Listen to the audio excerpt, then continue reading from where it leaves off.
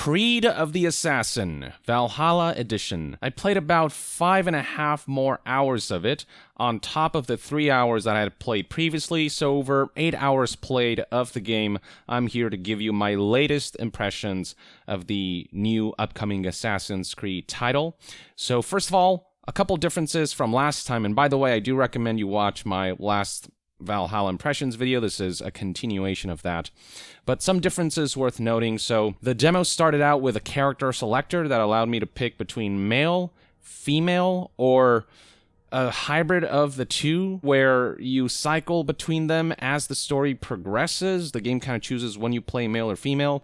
So for this demo, I just full-on picked female Eivor since I played male last time, just so I could gauge her performance. Another difference is that whereas last time the map was limited in terms of what areas I could explore, this time much more of the game's sizable map was open and available to me. I did start out in a different section of the map. Last time I was in East Anglia, towards the eastern edge of the map. This time I was in the center, in this area called Mercia, and I started in a town called Ravensthorpe. I did different quests this time, obviously. I had also less heals, so in this game there's no health regeneration. Instead, you collect food, and any health gained over your maximum contributes to essentially your number of heals. I had like 8 heals that I could max up to last time. This time I could max up to 3. I had less adrenaline, so adrenaline builds up as you attack enemies, and then you spend adrenaline, which is the bar above your health, to use those abilities. This time I only had the 1, though I did eventually, through the skill tree,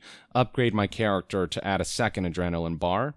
And then finally, for active abilities, they were all pretty much the same except for this one new move called Piercing Shot, and this ability basically allows you to shoot through walls, which is kind of interesting for stealth scenarios. And then in general, I found this build of the game to be less buggy than the last build that I played. Still, I noticed some bugs, but definitely far less than last time. So with all that out of the way, let's talk about the game's campaign, which is what this gameplay demo largely focused on. I am still very worried at the lackluster presentation. I was worried last time, and I'm even more worried now because the game's like a month out, and it still feels like the presentation isn't fully there yet. Just in general, the synergy of performances, the graphics, and the sound effects aren't there. I've been told I have a rather expert tongue. Only good for yawping, I see. Everything about the game's presentation feels stilted and stoic when it comes to cinematography, the way characters interact with each other, the dialogue. Graphics generally look outdated, character models and facial animations feel unimpressive more often than not. Soundscapes lack richness and tend to be just lifeless. Our silence deeds with this.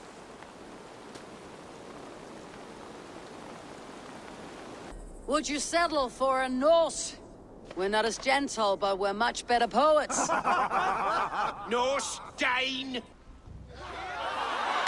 better be worth all this trouble.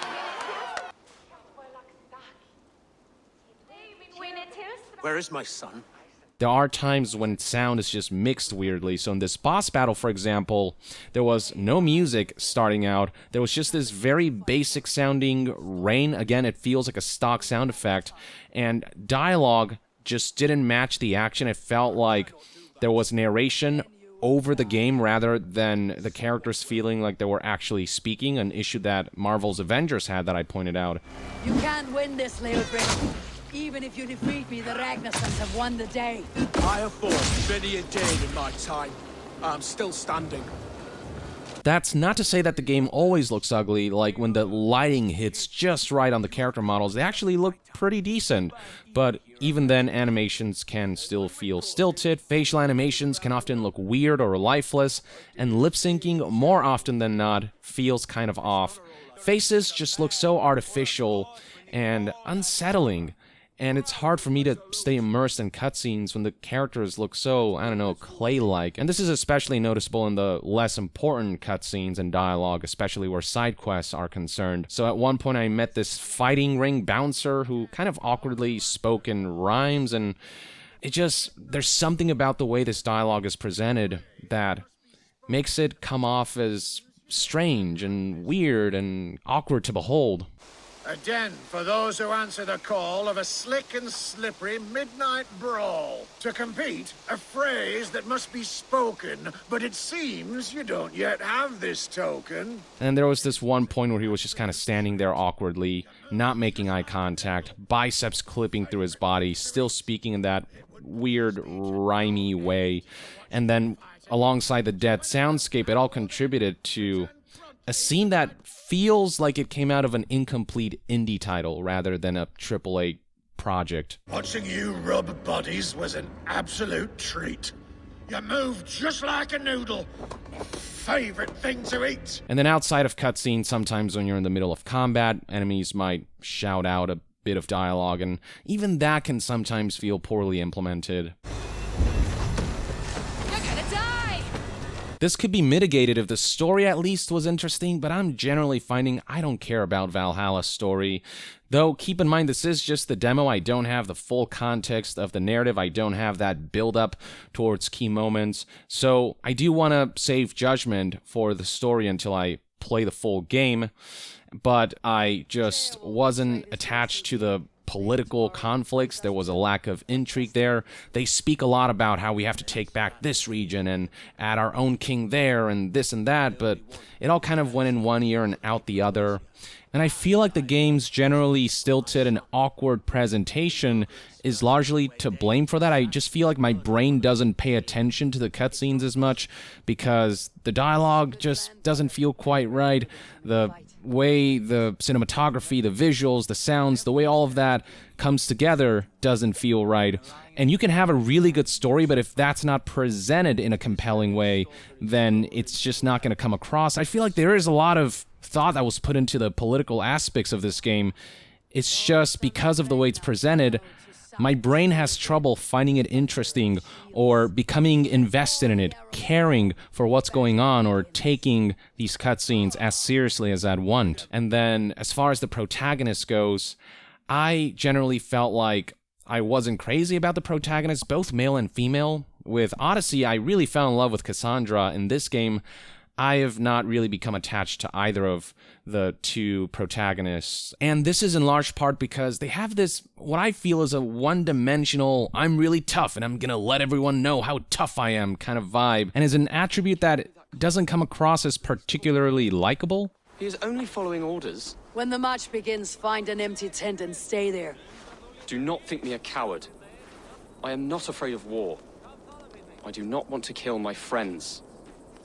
There's no other way. Fight or hide. It's up to you. And you know, maybe I'll see more sides to these characters in the final game when I experience the full story from beginning to end in the order and build-up that was intended, but generally so far I'm not crazy about Eivor as a protagonist. Though I'll repeat again, I don't have the full context for the story. They just kind of drop me in the middle of it. Maybe if I play from beginning to end, I'll end up enjoying it more. And as far as the main quest goes and some of the objectives that I participated in, a lot of these activities didn't feel super inspired, so I did another castle raid like I did last time, and it felt almost exactly the same. So you're just kind of taking a battering ram, breaking through gates, killing enemies around you, and you're just rinsing and repeating that. It felt kind of boring. There was very little variation in the level design and the enemy encounters, so it just felt like, I don't know, a bit of a copy and paste. And then I did also infiltrate this fortress, which resulted in me having to employ a combination of stealth and combat. And then right after that, I chased after this queen, and I don't know if this was a bug. I feel like it's a bug, but she ended up stopping right next to my band of Vikings that was chasing after her. She just stood there instead of running away, and then she had a guard right next to her, and for some reason, even as I approached in broad daylight on horseback, that guard just didn't see me, and I just stealth killed him.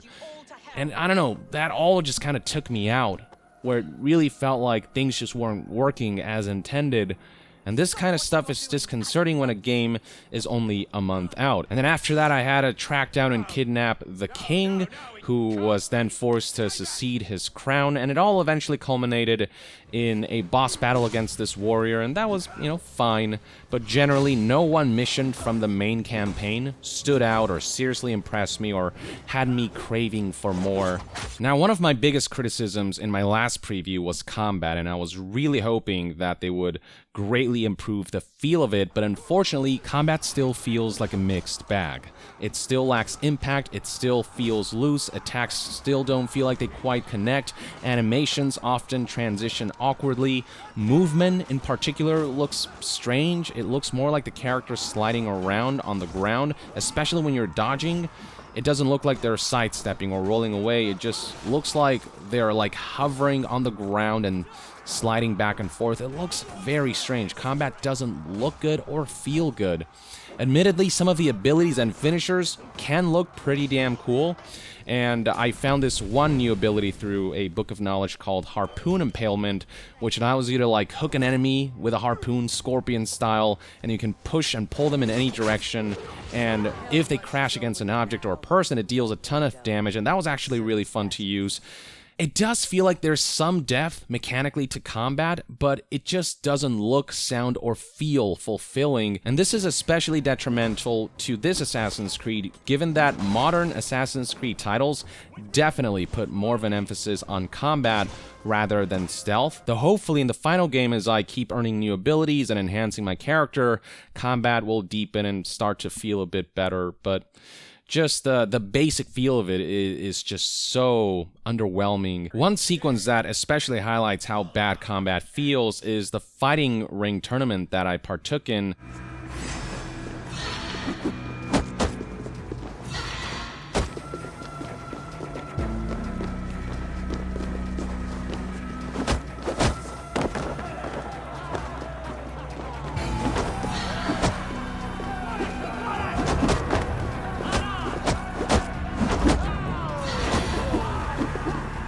Where things just look really weird and janky.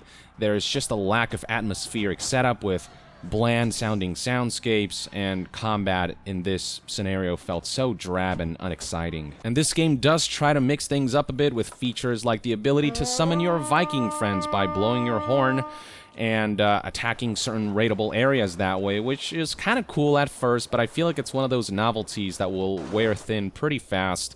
And if you're like me, someone who likes to play stealthily, then obviously you're not going to want to summon your Viking friends to cause a ruckus, so I feel like this is a feature that I'm not going to use all that often in a game titled Assassin's Creed, which brings us to stealth, which feels unfortunately like an afterthought in this title. AI is still woefully inconsistent, which is disconcerting in a game that comes out in a month. AI was just generally so dumb. In fact, there were a few times where enemies walked right past me and straight up didn't notice my presence, and then other times I would just get detected immediately. Even from enemies who were a great distance away, there's just no consistency in how the enemy AI behaves, and so I don't know how to approach stealth in this game, because I feel like AI just shifts constantly in terms of what their detection threshold is. And then there are scenarios where I straight up am not allowed to assassinate someone, so at one point in the open world, this mini boss or this stronger enemy showed up. I tried stealth attacking this enemy, but I wasn't even given the prompt to do so, and then when I asked a Ubisoft representative who was overseeing my session about this, they straight up said, yeah, you can't stealth attack this enemy. For a game that's supposed to be about assassination, the word assassin being in the name, this kind of limitation is just really disappointing, especially as someone who likes to play games stealthily. And then when you do manage to partake in stealth encounters, stealth assassinations also woefully lack impact, much like combat. Like, compare Assassin's Creed Valhalla's animation, sound effects, and feel to how Ghost of Tsushima pulls a similar type of assassination animation. You will notice the difference.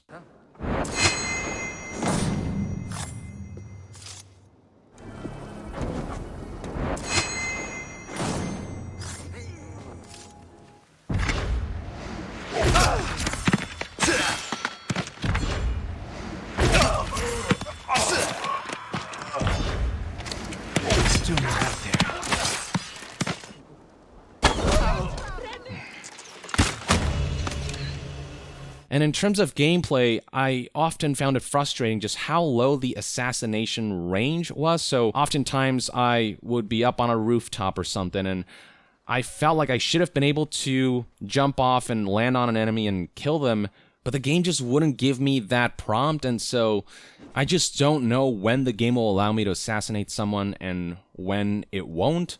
And then there are times when the game just flat out, even though I'm right behind the enemy, would not give me the prompt to assassinate them, and I'd just do a normal attack and get detected that way. And then there were certain assassination abilities that would trigger inconsistently, so the chain assassination move, for example, which allows me to assassinate 2 enemies consecutively, wouldn't trigger sometimes, and then it would trigger right after, and this was an ability that I had attained by going through the skill tree.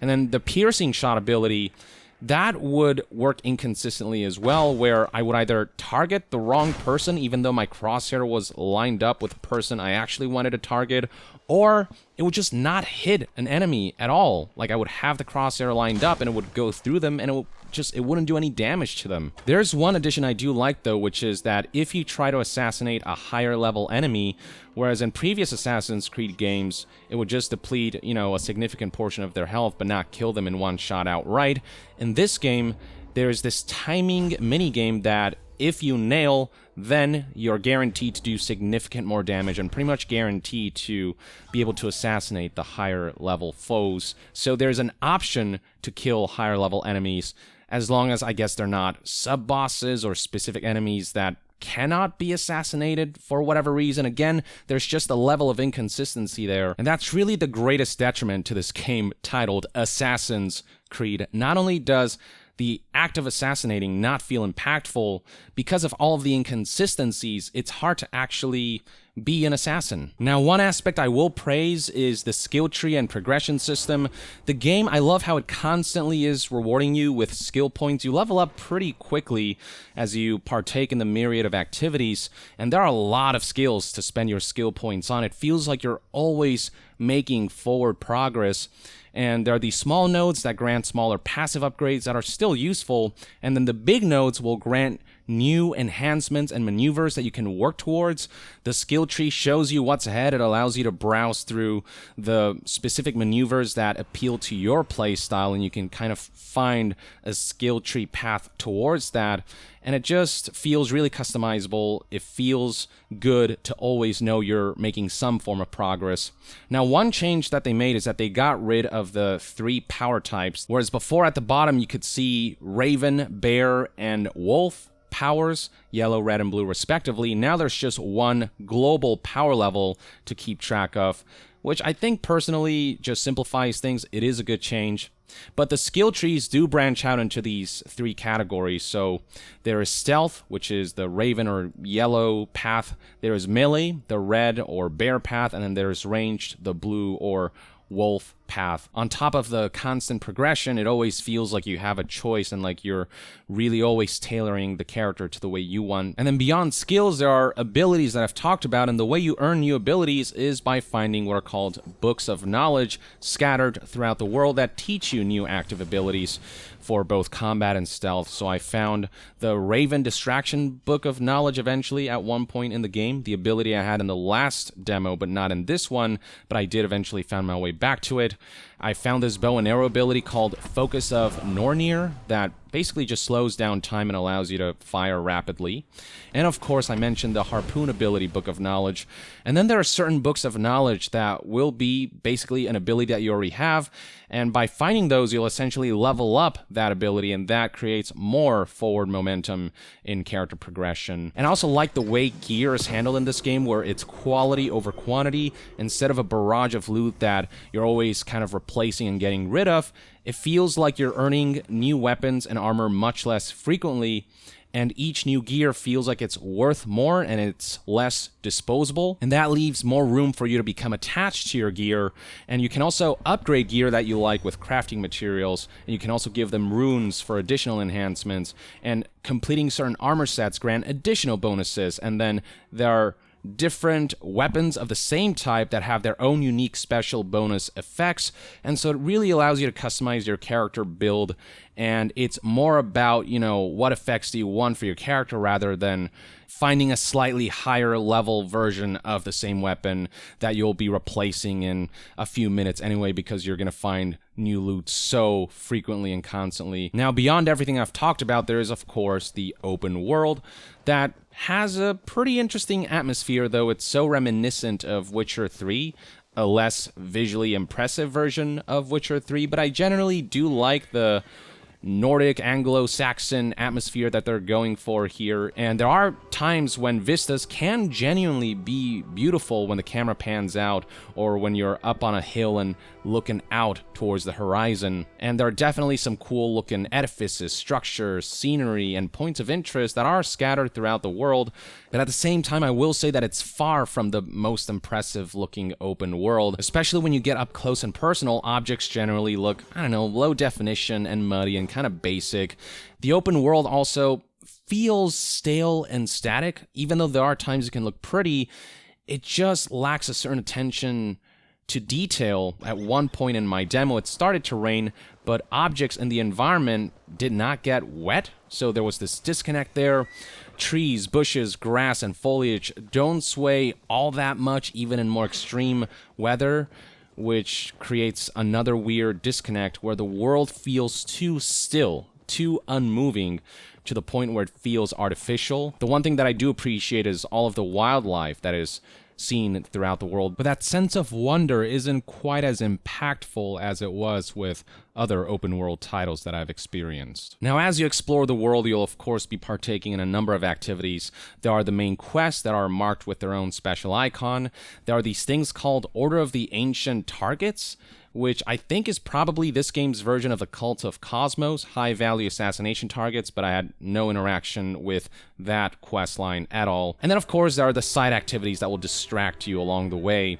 The game breaks the side activities down into three categories. There is wealth, represented by yellow dots, mysteries, represented by blue dots, and artifacts, represented by white dots. And these color dots will eventually transform into different icons of the same color that more accurately represent what this activity specifically is, and you can actually see all of these different activities in the map's legend. So starting with the yellow wealth dots, those could yield new loot in the form of new gear. It might yield new books of knowledge that grant new abilities. Maybe you'll find new cargo and ingots and crafting materials. You'll usually find these in chests that are hidden inside some kind of locked building that you have to find some way to unlock, or you might have to go somewhere underground in some kind of dungeon, and they might be tucked away in there somewhere. Most of the effort in these yellow wealth side quests revolve around finding the entrance to the place that houses the treasure. But the rewards you find more often than not are worth it, whether it's new gear, new books of knowledge, significant amounts of crafting material. All of that contributes to your character progression, so at the end of it all, I did feel like I got something out of those quests. Next up, we have the mysteries, the blue dots, that are more intricate world events like boss battles, mini-games, environmental puzzles, anomalies, you name it. So one of the mysteries is called Standing Stones, which involves you having to stand in the right place so that your perspective forms the symbol that is required. It's a lot like the Hellblade Senua's Sacrifice puzzles or like the Riddler trophy puzzles. Another mystery type involved me eating a shroom and just following a seal through doors. It felt very basic, like all you had to do was just follow the seal. It's an interesting visual, but it's not particularly fun or engaging. And then one of the mysteries was a mini-game called Flighting, which is basically Nordic rap battles, duel of words, of wits and insults. And basically it involves you having to pick the right dialogue option that rhymes with the NPC's dialogue. And I think it's a neat idea, but there's just something about the deadpan presentation that makes these sequences more awkward. There's just a lack of panache. Your pride is appalling, and your rhyming is worse. Got you there, young Irv. Ha! But flighting battles do, if you win, yield charisma levels. So as you increase charisma levels, there will be certain special dialogue options that are locked behind a certain charisma level. But if you meet the requirement, you'll be able to select that dialogue and yield more ideal results for certain quests. So I do like that aspect. And then this one world event that I stumbled upon was basically a side quest that involved these two brothers who needed help burning down their own house so they could practice raiding, and all of that goes completely wrong, and it's a very comedically driven side quest. What is wrong? The door is not opening. Use the key. Ah, yes. Where did I put it? Though it was very basic in terms of level and quest design. But one thing that I appreciate about this game is that it's no longer about, a quest log filled by NPCs with exclamation marks on their head. These world events, these mysteries, feel like they kind of organically present themselves as you traverse the world, and it's a structure that makes side activities feel more compelling and just more natural, and it's an approach to open world that feels better than how they did it before, where it was just a bunch of generic copy and pasted missions from these generic NPCs. Though I hope that these side quests, get more interesting in terms of the narrative and the characters that you meet, and more intricate when it comes to gameplay and level design and the activities that you partake in, so that remains to be seen. But so far, I do like the direction and the approach to side activities. So we've talked about the wealth side quests, the mystery side quests, and now we have the artifact side quests, and they're just basically collectibles. They come in the form of objects that you have to find a way to approach and grab, cursed objects that you have to destroy, secret entrances to find, and certain stronger enemy types that you have to slay, and more. And beyond those, you'll find certain points in the map that are fortified areas housing maybe a desired reward, and so for those you can either manually trigger a raid, blow your horn and call your Vikings to invade the fortress, or you can sneak in there and do it your way, so you'll find points like that, raidable areas. Sometimes you'll find NPCs that you can speak to, and they might have some stories to share, and along the way reveal nearby points of interest featuring quests or treasures. And then scattered throughout the world are also animals that you can hunt or rocks that you can mine for crafting materials. And just generally, I can appreciate that there are a lot of distractions in this game, but I question whether these activities will be varied and compelling enough to keep the experience fresh for dozens of hours. The last topic I want to address is the settlement system in this game, which I spent very little time with because I had so much campaign stuff to do. But basically in this game you do have your own settlement that you can upgrade, and that will enhance certain attributes of your character and overall gameplay. The one thing that I did for my settlement was at the very beginning I built a fishing hut that unlocked the fishing lane that allows me to deliver fish for rewards, but I never ended up delivering any fish, so I don't know what those rewards look like. In the settlement, you do have your own room where you can receive letters from NPCs. There's a section where you receive consultation letters that suggest things to prioritize for your settlement. There's a bed that you can sleep on to rest up and change the time of day.